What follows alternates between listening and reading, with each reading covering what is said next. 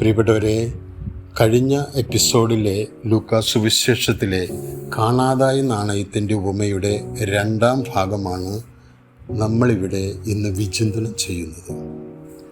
വചനം പറയുന്നു, ഏത് സ്ത്രീയാണ് തനിക്ക് 10 നാണയം ഉണ്ടായിരിക്കെ അതിലൊന്ന് നഷ്ടപ്പെട്ടാൽ അന്വേഷിക്കാത്തത്? അതായത് 10 നാണയം കൈവശം സൂക്ഷിക്കുന്ന ഒരു യുവതിയാണ് ഈ ഉപമയിലെ സ്ത്രീ. എന്താണ് ഈ 10 നാണയം?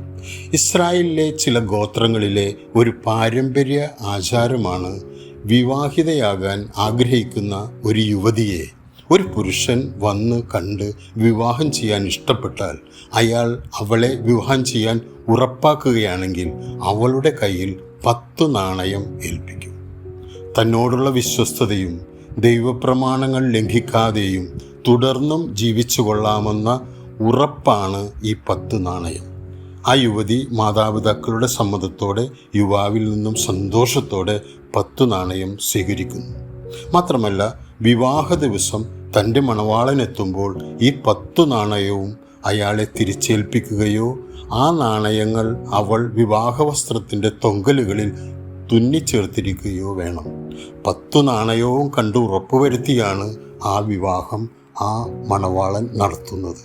തന്നെ സൂക്ഷിക്കാനേൽപ്പിച്ച ആ 10 നാണയത്തിലൊന്ന് കാണാതെ ആവുമ്പോഴാണ് നമ്മുടെ ഉപമയിലെ സ്ത്രീ വിളക്ക് കൊളുത്തി ഉത്സാഹത്തോടെ അന്വേഷിക്കുന്നതും അത് കണ്ടുകിട്ടുമ്പോൾ മറ്റുള്ളവരോടൊത്ത് ആഹ്ലാദിക്കുന്നതും. പ്രിയപ്പെട്ടവരെ, തനിക്ക് പ്രിയപ്പെട്ടത് നഷ്ടമാകുമ്പോൾ ദൈവവും ഇതുപോലെ ദുഃഖിക്കുന്നുണ്ട്. ദൈവത്തിൻ്റെ പ്രിയപ്പെട്ട മക്കളാണ് നമ്മൾ. പാപം ചെയ്ത് നമ്മൾ ദൈവത്തിൽ നിന്ന് അകലുമ്പോൾ നമ്മെ തിരികെ കൊണ്ടുവരാൻ അവൻ എത്രമാത്രം തീഷ്ണതയോടാണ് നമ്മെ അന്വേഷിക്കുന്നതും നമ്മളെ കണ്ടുകിട്ടാൻ വേണ്ടി കൊതിക്കുന്നതും.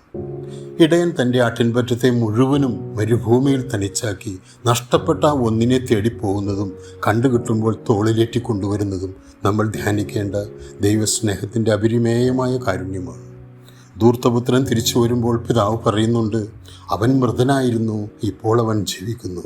പ്രിയപ്പെട്ടവരെ, നമ്മൾ ദൈവത്തിൽ ജീവിക്കുമ്പോഴാണ് സ്വർഗ്ഗാനന്ദിക്കുന്നതും അത് ആഘോഷിക്കുന്നതും. നമുക്ക് പ്രാർത്ഥിക്കാം. ദൈവം നമ്മെ തീർച്ചയായിട്ടും അനുഗ്രഹിക്കും. ആമേൻ.